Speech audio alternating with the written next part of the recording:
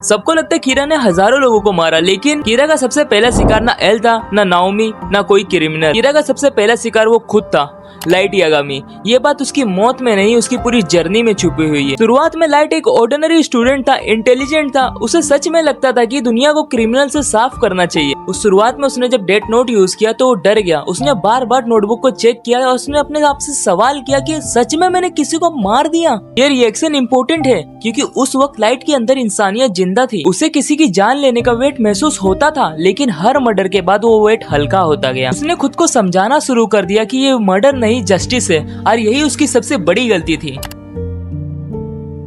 तुम्हें पता है साइकोलॉजी में एक कॉन्सेप्ट है, जब इंसान अपने गलत डिसीजन को बार बार जस्टिफाई करने लगता है तो धीरे धीरे वो डिसीजन उसका आइडेंटिटी बन जाता है। लाइट के साथ भी यही हुआ। पहले वो डेथ नोट यूज कर रहा था, बाद में डेथ नोट उसे यूज करने लगा। हर नया डिसीजन उसकी पुरानी वैल्यू से थोड़ा और दूर ले जा रहा था। नाओमी मिसूरा याद है, वो क्रिमिनल नहीं थी, बस सच के थोड़ा करीब पहुंच गई थी और लाइट ने उसे भी मार दिया। उस दिन उसने जस्टिस को प्रोटेक्ट नहीं किया, उस दिन उसने कीरा को प्रोटेक्ट किया, क्योंकि उस पर लाइट का गोल दुनिया को बचाना नहीं था, अपने आप को बेटर बनाना था। और जब इंसान अपनी इमेज को मॉरलिटी से ऊपर रख देता है तब वो वही बन जाता है जिसके खिलाफ वो कभी खड़ा हुआ था।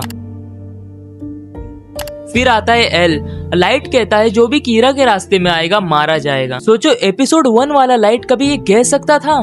कभी नहीं, क्योंकि अब वो लाइट बचा ही नहीं, उसकी जगह सिर्फ कीरा रह गया है। इसलिए एंडिंग का सीन इतना पावरफुल है, क्योंकि जब कीरा भाग रहा होता है तो वो अपने यंगर सेल्फ को देखता है। एनिमी हमें ये नहीं बताता कि वो हेलुसिनेशन था या मेमोरी था, लेकिन साइकोलॉजी में उस सीन का मतलब बहुत गहरा था। एक तरफ वो लड़का था जिसके पास सपने थे, दूसरी तरफ वो आदमी था जिसने अपनी पूरी आइडेंटिटी एक नोटबुक के नाम कर दी।